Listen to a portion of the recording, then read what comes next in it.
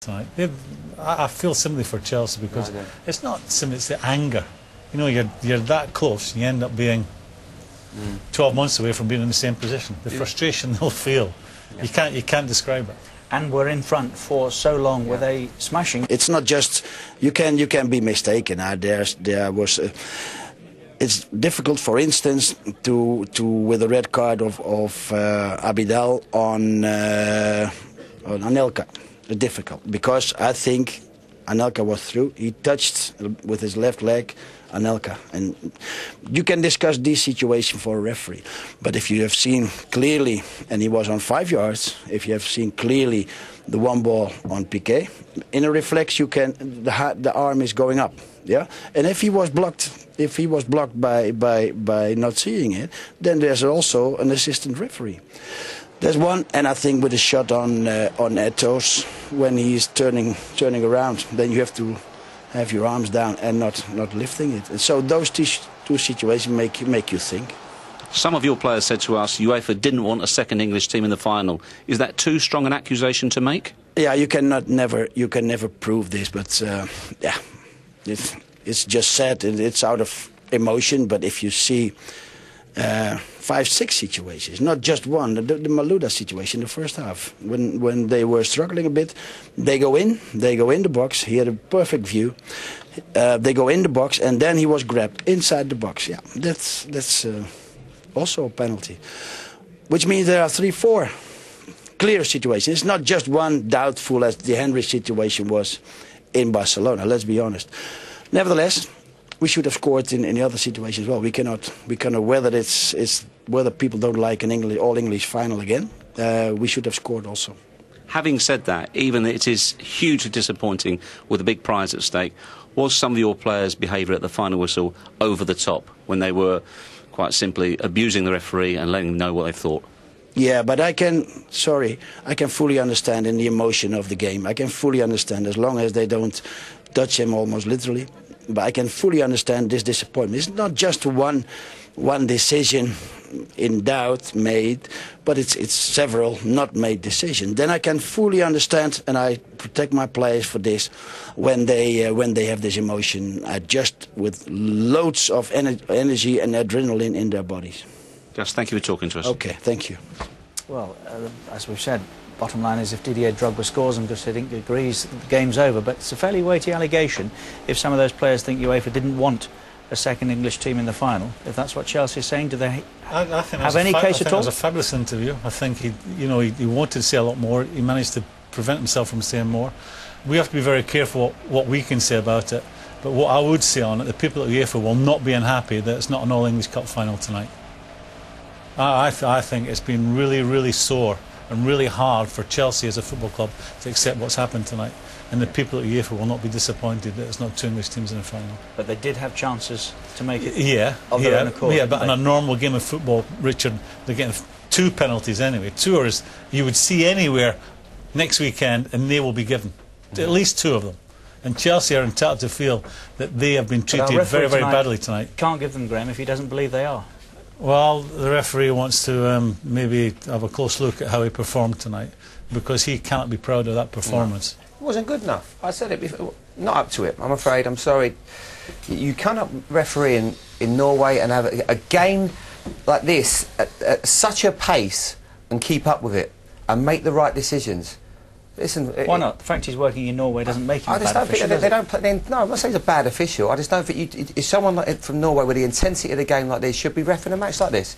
It should be the best Italian official. It should be the best officials. And I just feel that by refereeing every week in Norway, they're not used to the pace and the power of this game. Because for me, he got 3 or 4, 5 even terrible decisions tonight. Not good enough. Not good enough by half. OK, Jamie Redknapp, Ruud Gullit, Graham Souness, thank you all very much indeed for your time and your thoughts tonight.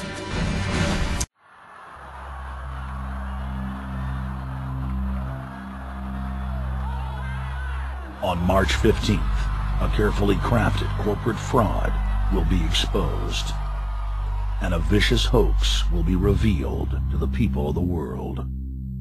Contrary to the rumors that you've heard, I was not born in a manger. I was actually born on Krypton, and sent here to save the planet Earth. We cannot continue to rely only on our military in order to achieve the national security objectives that we've set. Everybody somewhere between the ages of 18 and 25 will serve 3 months of basic training. We've got to have a civilian national security force that's just as powerful, just as strong. Yes, we can. Obama's South Carolina plan will include college and central medical services. Yes, we can. Obama is a cruel hoax. He works for Wall Street. He's an agent of finance capital.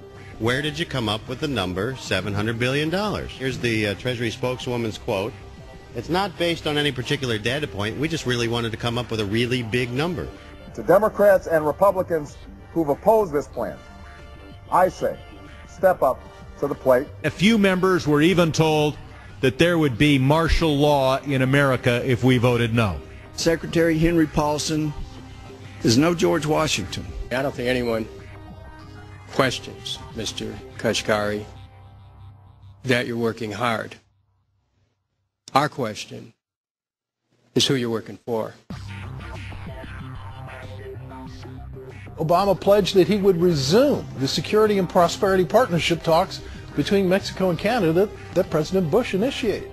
The old boss is starting to look a lot like the new boss. Robert Gates is going to remain on the job as Defense Secretary for at least a year. Plenty of sources knew about this meeting, told us and others that it was at Hillary Clinton's house, but clearly it wasn't. We've got to give them a stake in creating the kind of world order that I think all of us would like to see. We see you causing a depression so you can blow out the economy and consolidate it and bankrupt it. We know that you are enemies of free humanity, and we are here standing against your tyranny.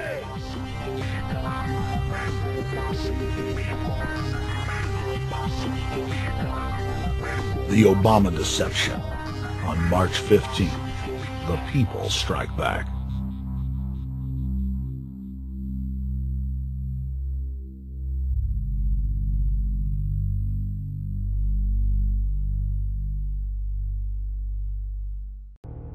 In September of 2000, the Project for a New American Century published a document in which Dick Cheney described race-specific bioweapons as politically useful tools. And somebody mentioned, well, why would they want to reduce the human population when that means less money for them? Most people have no idea. They're not after money. They have all the money they need. They're after power. That's their aphrodisiac.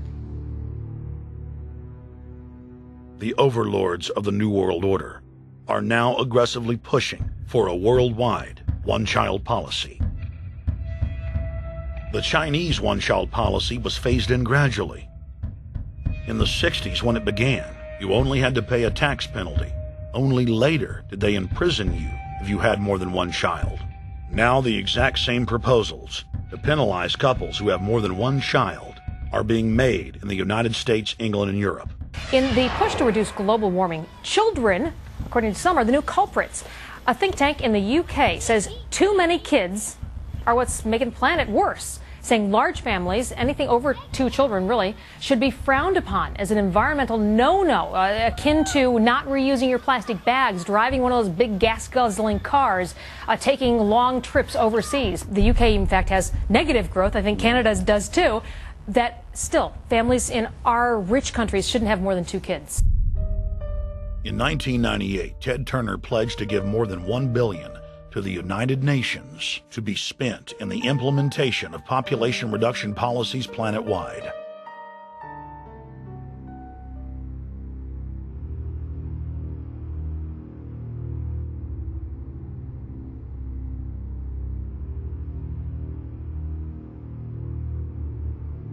In 1999, the Bill and Melinda Gates Foundation gave $2.2 billion to Planned Parenthood, the United Nations Population Fund, and other population reduction groups. By 2007, the Gates had given more than $30 billion, almost exclusively to population control groups.